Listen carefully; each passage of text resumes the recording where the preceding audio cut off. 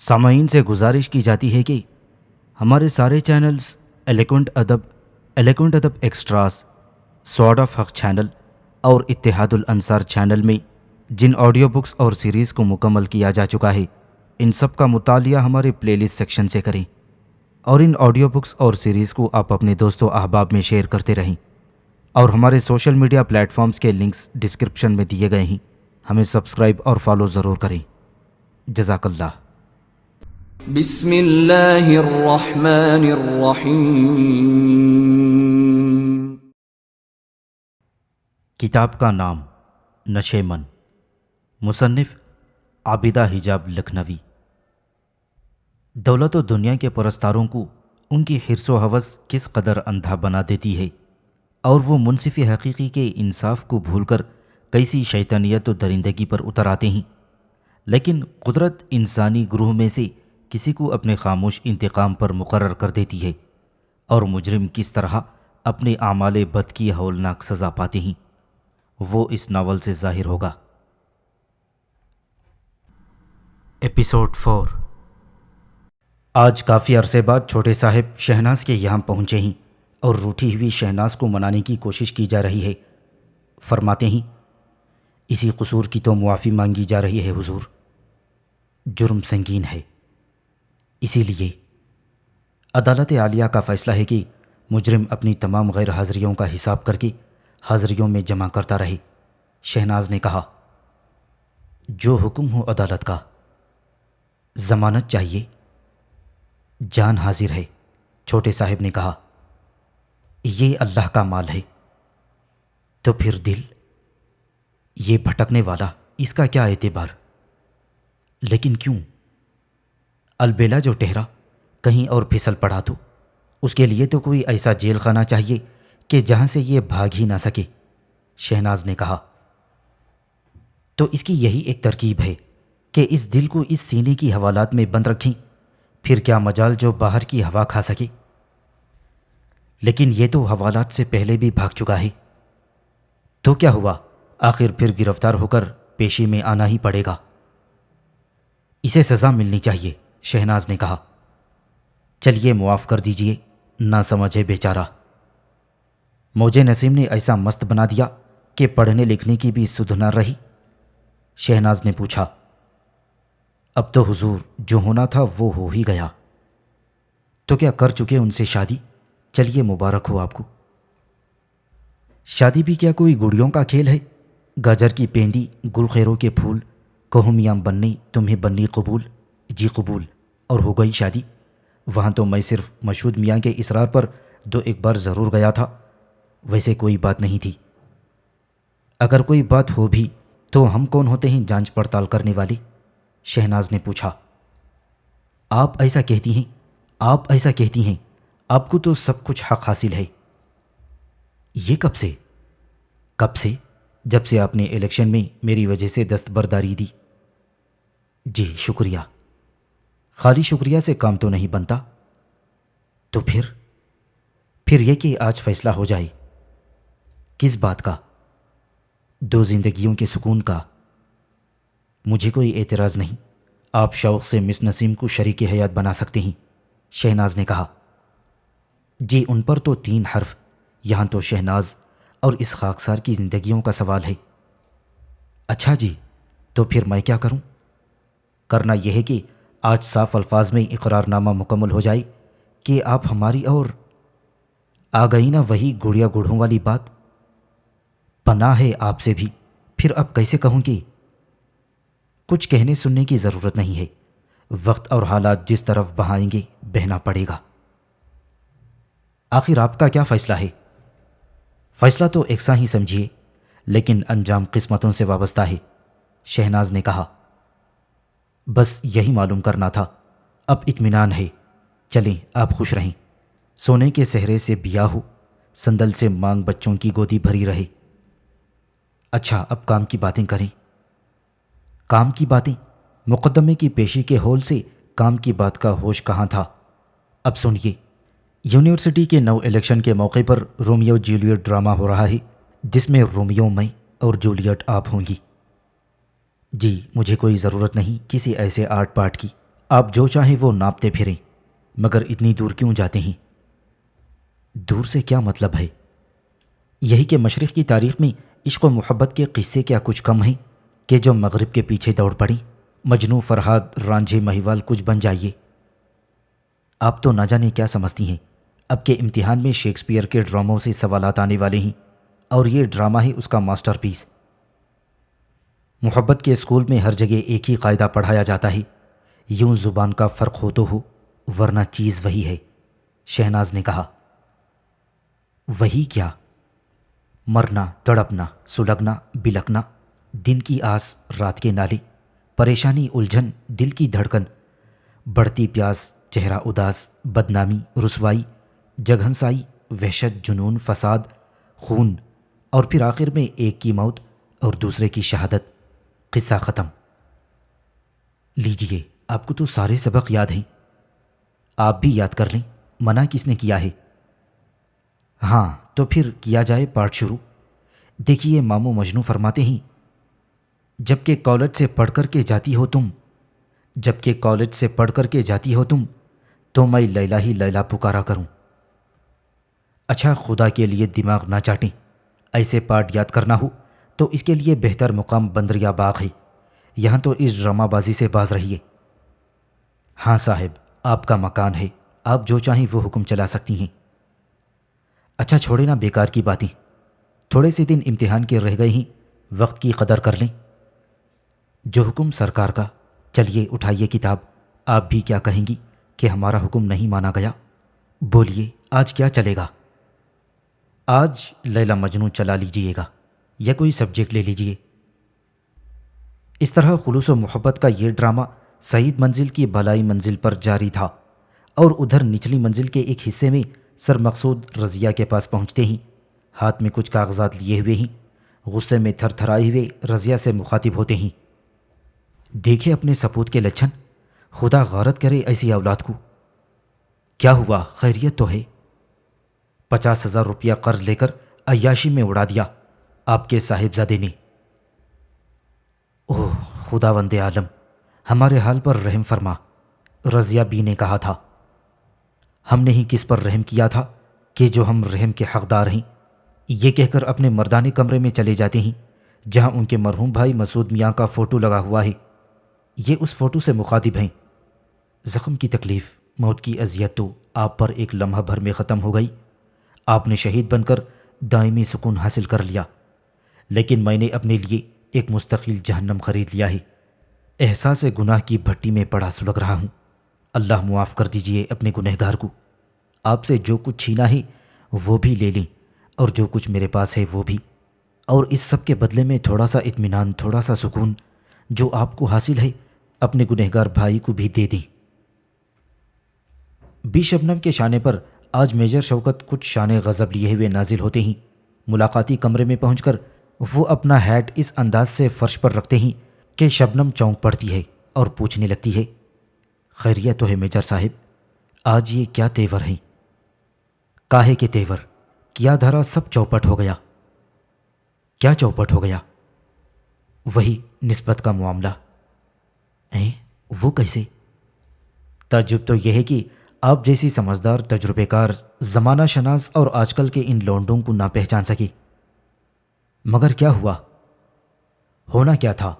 وہ آپ کے مشہود میاں ہر جگہ مس نسیم سے اپنے معاشقے کی داستانیں سناتے پھرتے ہیں، کہیں ان لوگوں نے بھی سن پایا۔ بس اور کیا ہوا؟ صاف جواب دے دیا انہوں نے کہ واہ میجر صاحب، کہاں چوراہے کی مٹھائی پر نیاز دلانے لیے چلتے ہیں آپ؟ اف، کیسی ذلت ہوتی ہے اس وقت۔ تب تو بڑا ہی موزے نکلا یہ مشہود، نہ ہوا اس وقت میرے سامنے جو نامراد کی بوٹیاں ہی چبا جاتی۔ ہاں، کیسا پانی پھیرا ہے موتی سی آبرو پر اس موزی نے، شبنم نے کہا تھا۔ اس پر اب غصہ بیکار ہے آپ کا، دل کے ہاتھوں ہر شخص مجبور ہوتا ہے۔ یہ تو ہم نے بھی اندازہ لگا لیا ہے کہ وہ نسیم پر دل و جان سے مٹا ہوا ہے، اچھے گھرانے کا اور دل والا ہی، شاہ خرچ ہے۔ پھر اس قصیدہ جوانی کا مقصد میجر صاحب؟ شبنم نے پوچھا۔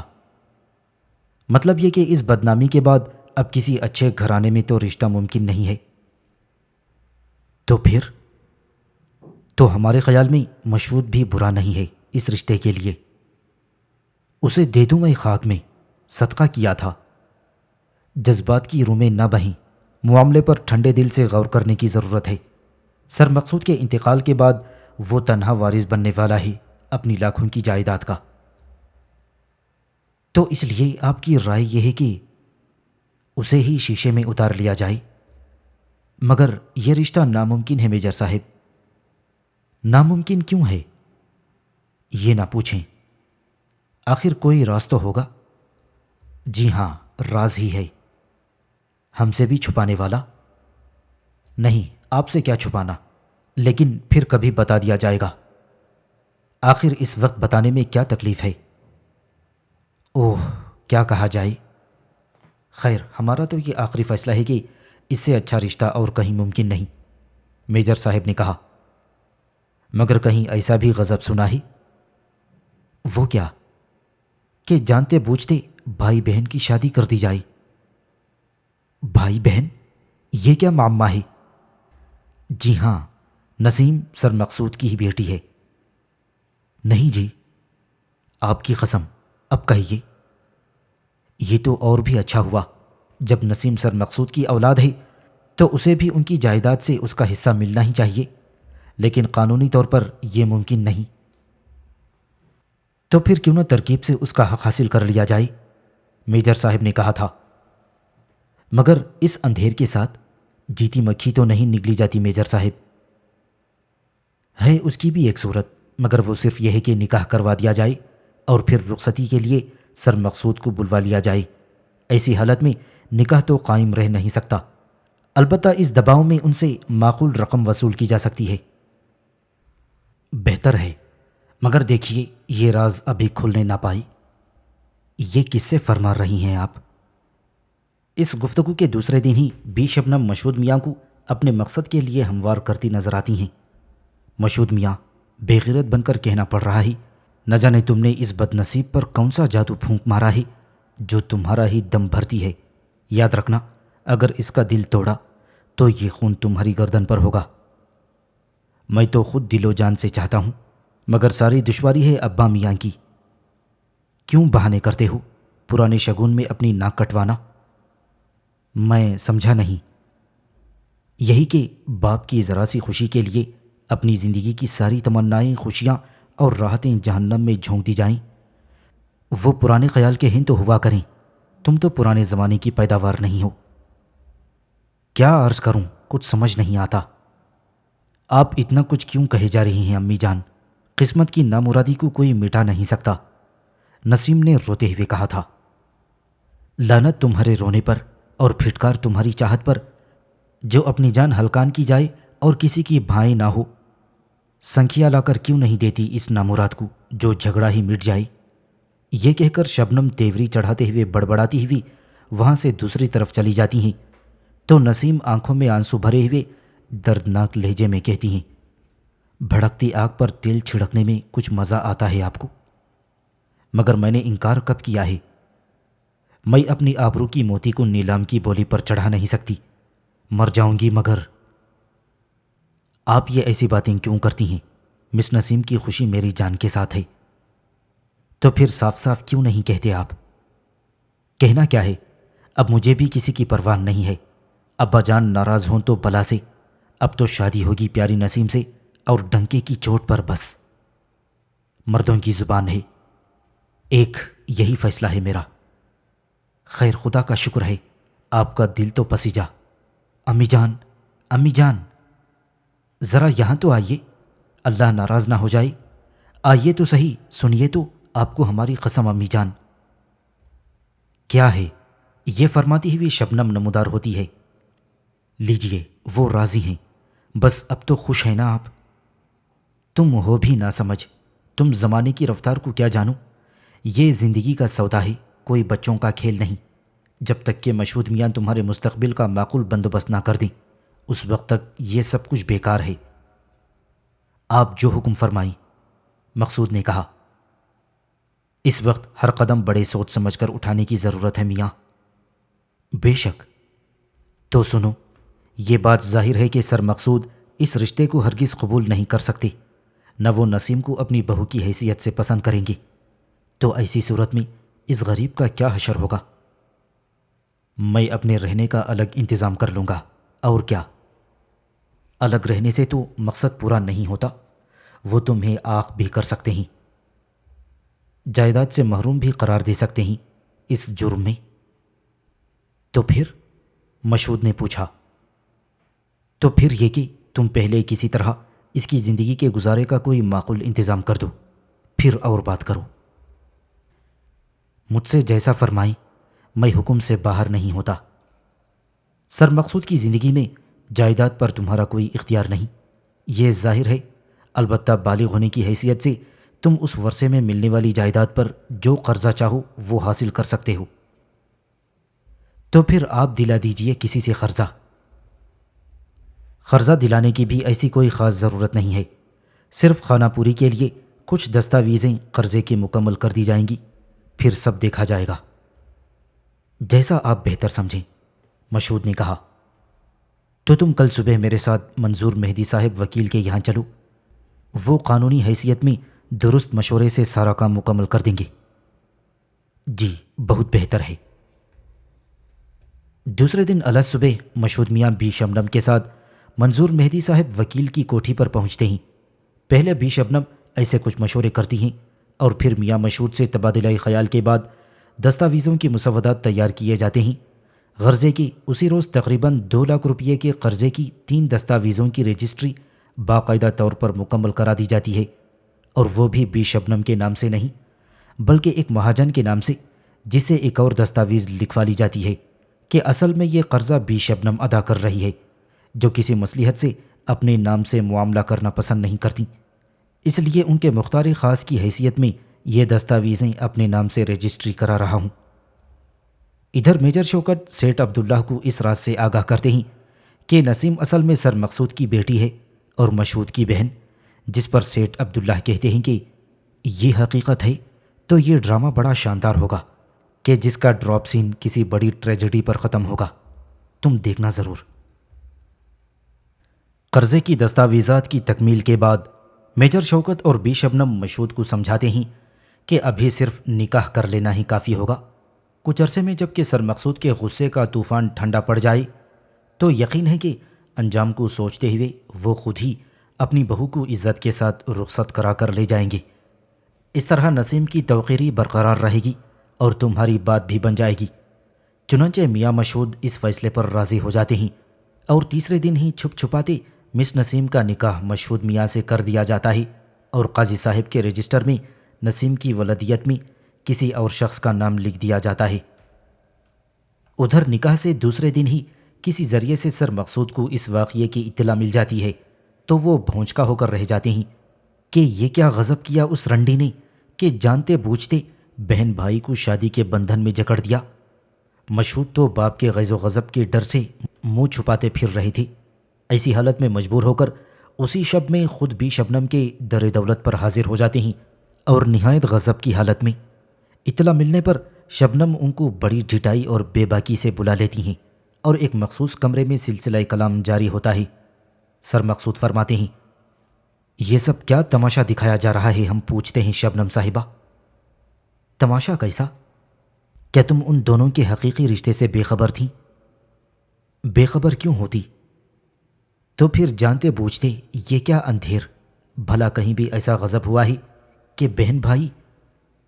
ہمارے مذہب میں یہ سب کچھ جائز ہے سر صاحب۔ کون سا ہے وہ تمہارا لعنتی مذہب جو آپ کا مذہب ہے؟ یہ کیا بکواس ہے؟ ذرا تمیز سے بات کریں۔ ہمارا خون کھول رہا ہے، پھر وجہ پوچھتی ہو 2 زندگیوں کو غارت کر کے؟ مجھے تو اپنی لڑکی کی شادی کرنا تھی، وہ کر دی، مگر وہ لڑکی کس کی ہے؟ میری اور کس کی؟ اب کسی کا کیا حق ہے اس پر؟ ہمارا خیال ہے کہ تم اپنی اس ڈھٹائی سے ہمارے ہاتھ خون سے رنگوانا چاہتی ہو۔ آخر خون خرابے کی کیا ضرورت پڑ گئی؟ کیا تم انکار کر سکتی ہو کہ نسیم ہماری لڑکی نہیں؟ آپ کو شرم آنا چاہیے سر صاحب، اسے بیٹی بتاتے ہوئے۔ کبھی اس کی پرورش میں کوئی حصہ لیا؟ کبھی آ کر اسے پوچھا کہ زندہ ہے یا مر گئی، اور آج آپ اس کے ابا جان بن گئے، مگر اس اندھیر کا کوئی ٹھکانہ ہی تمہیں خوف خدا بھی نہیں۔ سر صاحب، طوائفوں کی اولاد زمین سے نہیں اگتی، آسمان سے نہیں برستی، وہ سب آپ ہی جیسے شریف ناک والوں کی اولادیں ہوتی ہیں۔ یہ سب کچھ تو ان مکانوں میں داخل ہونے والے شریف عیاشوں کو پہلے ہی سوچ لینا چاہیے کہ ہماری نفس پرستی کے نتیجے میں جو اولادیں ان کے گھروں میں پیدا ہوں گی، انہیں بالآخر بازو کی مٹھائی بننا ہی، جو آئے گا خرید کر لے جائے گا، نہ یہاں چچا کی سند ہے اور نہ ہی بھائی کی۔ خیر، اب زیادہ بات بڑھانے کی ضرورت نہیں۔ یہ نکاح کسی صورت میں جائز نہیں قرار دیا جا سکتا، تو پھر رخصتی کا تو سوال ہی دیوان پن ہے۔ اس لیے ہم بتا دینا چاہتے ہیں کہ اب اگر اس سلسلے میں کوئی قدم آگے بڑھایا گیا تو ہم جتائی دیتے ہیں کہ پروردگار عالم کی قسم، مشہود و نسیم کے ساتھ ساتھ تم بھی پستول کا نشانہ بن کر رہو گی۔ جب ایسا وقت آئے گا تو دیکھا جائے گا۔ شادی تو ہو چکی ہے، اب اگر روکنا ہے تو اپنے صاحب زدہ بلند اقبال کو روکیے، انہیں بتائیے، انہیں سمجھائیے کہ یہ کیا اندھیر ہے بیٹا کہ تم بہن کو دلہن بنا رہے ہو۔ بہتر ہے، یہ کہہ کر سر مقصود نہایت غصے کی حالت میں یہاں سے روانہ ہو جاتے ہیں۔ نسیم سے نکاح کے بعد مشہود میاں کو بڑی فکر پہلے اپنی ماں رضیہ کو ہموار کرنے کی تھی تاکہ وہ سر مقصود کو سمجھائیں، لیکن باپ کی موجودگی میں گھر میں داخل ہونے کی ہمت نہیں تھی، اس لیے وہ ایسے موقع کی تلاش میں تھے کہ جس وقت میدان خالی ہو تو وہ اماں جان کو راضی کرنے کے لیے پہنچے۔ چنانچہ اسی مقصد کی غرض سے گھر کے نوکروں کو ملا رکھا تھا جاسوسی کے لیے، اور آج جب کہ سر مقصود شبنم کے گھر گئے ہوئے تھے، مشہود میاں کو خبر مل گئی کہ کار برآری کا موقع ہاتھ آ گیا ہے۔ اس وجہ سے وہ بے دھڑک گھر میں آ دھمکے ہیں۔ واقعے کی خبر ماں کو بھی ہو چکی تھی، انہوں نے آڑے ہاتھوں لے لیا اور بہت کچھ لعنت و ملامت کی، مگر پھر آخر ماں ہے اور ماں کی اندھی ممتا۔ مشہود نے خوشامد اور دھمکی سے کام لے کر آخر ماں کو راضی کر ہی لیا تھا اور ان سے وعدہ لے لیا تھا کہ وہ اس معاملے میں ضرور اس کی مدد کریں۔ اس طرف سے مطمئن کر لینے کے بعد مشہود میاں اس ڈر سے کہ کہیں باپ سے مٹ بھیڑ نہ ہو جائے جلد ہی گھر سے واپس ہوتے ہیں، مگر ہوا بھی ایسا کہ لاکھ احتیاط کے باوجود باپ کا سامنا ہو ہی گیا اور وہ بری طرح اس پر برس پڑا۔ بد نصیب، نامراد، ڈوب مر کہیں چلو بھر پانی میں، کیا ایک بازاری عورت ہی رہ گئی تھی تیری ناپاک زندگی کے لیے؟ آپ کا غصہ بیکار ہے ابا جان، جو کچھ ہونا تھا وہ ہو چکا، اور پھر اپنی زندگی کے آرام اور اپنے سکون دل کو جتنا میں خود سمجھتا ہوں آپ کیا جانیں۔ اب میں کوئی نادان بچہ تو نہیں، میں نے جو کچھ کیا ہے بہت سوچ سمجھ کر کیا ہے، وہ بہت سوچ سمجھ کر۔ دور ہو جا ہماری نظروں کے سامنے سے، خبردار جو آج سے اس گھر میں قدم رکھا تو نے، جا دنیا کی خاک چھان اور جس طرح جی چاہے خاک اڑا دے۔ معاف کریں، مکان آپ کا نہیں، میرے دادا کا ہے، مورثی مکان ہے۔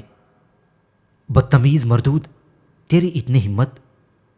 یہ سب کچھ آپ بزرگوں کی بخشی ہوئی چیزیں ہیں۔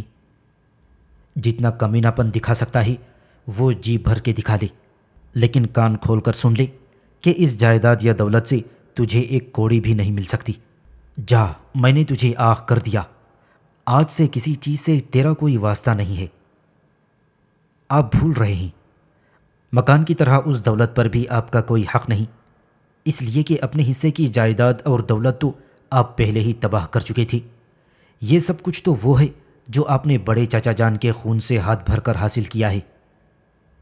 تو میری اولاد ہے، اوہ خدایا، جس اولاد کے لیے میں نے اپنے آپ کو دین و دنیا میں رسوا کیا، کیا آج وہی اولاد میرے منہ پر ملامت کے تمانچے لگا رہی ہے؟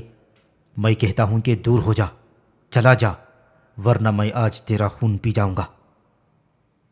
جو اپنے بھائی کا خون پی سکتا ہے اس کے لیے بیٹے کا خون پی لینا دشوار نہیں، مگر آپ یہ یقین رکھیں کہ مشہود ایسا حریرہ نہیں کہ جسے آپ آسانی سے پی سکیں۔ یہ حوصلہ تو آپ ساتھ لے جائیں گے، اور اب آپ بھی کان کھول کر سن لیں، گھر میرا ہے، دولت و جائیداد کا مالک میں ہوں، جس سے میں نے نکاح کیا ہے وہ اب اس گھر کی بیگم ہے۔ اگر آپ یہ سب کچھ برداشت نہیں کر سکتے تو اچھا ہے آپ گاؤں والی کوٹھی میں چلے جائیں، اتنی رعایت کر سکتا ہوں۔ اب آپ کی زندگی ہی کتنی ہے، چراغ سحری، آج مرے کل دوسرا دن، اس لیے بہتر ہوگا کہ خاموش زندگی کے باقی دن گزار دیں، ورنہ کہیں ایسا نہ ہو کہ ایک بیٹے کو اپنے خونی باپ کے خلاف عدالت میں پیش ہونا پڑ جائے۔ کل اسی گھر میں آ رہی ہے اس گھر کی بیگم، آپ کی بہو۔ جو کچھ تو کہہ رہا ہے یہ سب کچھ ممکن ہے، مگر وہ اس گھر میں بہو بن کر نہیں آ سکتی۔ وہ ضرور آئے گی، مجھے بھی دیکھنا ہے کہ کون روک سکتا ہے۔ اسے روکنے والی انسانیت، مذہب اور قانون ہیں۔ یہ آپ کیا بہکی بہکی باتیں کر رہے ہیں؟ اوہ میرے مالک، کیا مجھے اپنی سیاہ کار زندگی کی کتاب کے پوشیدہ ورق بھی آج الٹنا پڑیں گے؟ تو سن لے ملعون، وہ اس گھر کی بہو نہیں بن سکتی، کیونکہ وہ تیری بہن ہے۔ بہن ہے؟ کون، نسیم اور میری بہن؟ کوئی اور فقرہ تراشا ہوتا۔ آدم کی اولاد ہونے کے اعتبار سے تو دنیا کی تمام لڑکیاں میری بہنیں ہیں۔ ایسا نہیں ہے کمبخت، یقین کر کہ جو کچھ ہم کہہ رہے ہیں وہ ٹھیک ہے۔ شہناز کی طرح وہ بھی تیری بہن ہے۔ اگر یقین نہ آتا ہو تو اس ملونہ شبنم کے ہاتھوں پر کلام پاک رکھ کر پوچھ لے، وہ بھی اس گنہگار کی جوانی کے عالم کی غلط کاری کی ایک زندہ یادگار ہوا کرتی تھی۔ خدا یا زمین پھٹ جائے تاکہ میں اس میں سما جاؤں، یا مجھ پر اپنے قہر و غضب کی بجلی گرا دے تاکہ تیرے اس گنہگار کے ناپاک وجود سے دنیا پاک ہو جائے۔ یہ سارا گناہ بھی میرے سر ہے کہ ایک بھائی اپنی بہن کو شریک حیات بنا رہا ہے۔ میں حقیقت بتا چکا ہوں۔ پھر سر مقصود روتے ہوئے کہتے ہیں، اب تجھے اختیار ہے، چاہے تو بہن کو بیوی بنا کر حرام کاری کا دروازہ کھول لے، چاہے تو غیرت دار بن کر کہیں جا کر ڈوب مر، تباہ کر دے اس گھر کو اور تباہ ہو جا۔ اگر شریف ماں کے پیٹ کا ہے، اگر تیرے نطفے میں کوئی فرق نہیں ہے تو اب دنیا کو اپنی ملعون صورت نہ دکھا، جا دور ہو جا۔ یہ کہتے کہتے سر مقصود پر اختلاج قلب کا شدید دورہ پڑتا ہے اور وہ بے سدھ ہو کر گر پڑتے ہیں، اور ادھر مشہود انتہائی غصے کی حالت میں اپنے کمرے میں داخل ہو کر ریوالور نکال کر اس میں کارتوس ڈال کر نہایت تیزی سے گھر سے نکل جاتا ہے۔ مشہود انتہائی غیظ و غضب کے عالم میں شبنم کے گھر پہنچتا ہے تو سب سے پہلے نسیم سے مڈ بھیڑ ہوتی ہے، تو وہ اس سے کہتا ہے، نسیم دیکھی تم نے کچھ ستم ظریفی تم نے اپنی ماں کی، کہ کس طرح ہم لوگوں کی زندگیوں کو جانتے بوجھتے ہوئے غارت کر دیا ہے۔ اس میں تمہارا تو کوئی قصور نہیں، مگر میں یہ برداشت نہیں کر سکتا کہ میری بہن بازار میں طوائف بن کر عصمت فروشی کی دکان لگائے۔ یہ کیا بک رہے ہو تم؟ خیریت تو ہے؟ دماغ کوئی خراب ہوا ہے؟ نسیم نے کہا۔ نامراد نسیم، تجھے خبر نہیں، ہم لوگ آپس میں بہن بھائی ہیں، جن کو تیری لالچی ماں نے میاں بیوی کی حیثیت میں دانستہ طور پر جکڑ ڈالا ہے، اس لیے اب ہمیں ایسی ملعون زندگیوں کی ضرورت نہیں۔ معاف کرنا میری بے گناہ بے خبر بہن کہ بھائی تیرا قاتل بن رہا ہے۔ یہ کہہ کر وہ نسیم کو شوٹ کر دیتا ہے، اور اس کی چیخ و پکار کے ساتھ ساتھ ریوالور کی آواز سن کر بی شبنم بھی گھبرائی ہوئی وہاں آ جاتی ہے، تو نسیم کو خاک و خون میں تڑپتا ہوا دیکھ کر وہ بدحواس ہو کر گرجتی ہے، او موذی نامراد، یہ تو نے کیا کر دیا؟ ارے میری بچی غارتی، تجھے خدا دیکھ لے، تیرا تو قصائی اور خونی، میں بھی تیرا خون پی کر ہی چھوڑوں گی۔ ابھی پولیس کو بلاتی ہوں۔ ضرور بلاؤ اگر موت تمہیں مہلت دے۔ ملعون عورت، تجھے خدا کا ڈر بھی نہ ہوا جو ایک بھائی کو بہن کا شوہر بنا ڈالا؟ چلی کدھر کو؟ تیرا راستہ اب ہے ملک آدم کا۔ یہ کہہ کر اس پر بھی فائر کرتا ہے کہ عین اس وقت اتفاق یا ہونے والی بات کی عقبی دروازے سے میجر شوکت نمودار ہوتا ہے۔ ادھر مشہود ریوالور کی لبلبی دبا چکا ہے، گولی چلتی ہے اور بجائے شبنم کے میجر شوکت نشانہ بن جاتا ہے، اور شبنم مارے دہشت کے برق رفتاری سے دوسرے کمرے میں گھس کر دروازہ بند کر لیتی ہے۔ نوکر چاکر سب دوڑ پڑتے ہیں، مگر کسی کی ہمت نہیں پڑتی کہ وہ قاتل پر ہاتھ ڈالے۔ چنانچہ شبنم سے میدان خالی پا کر اور دو تڑپتی لاشیں چھوڑ کر یہ اپنا راستہ ناپتا ہے۔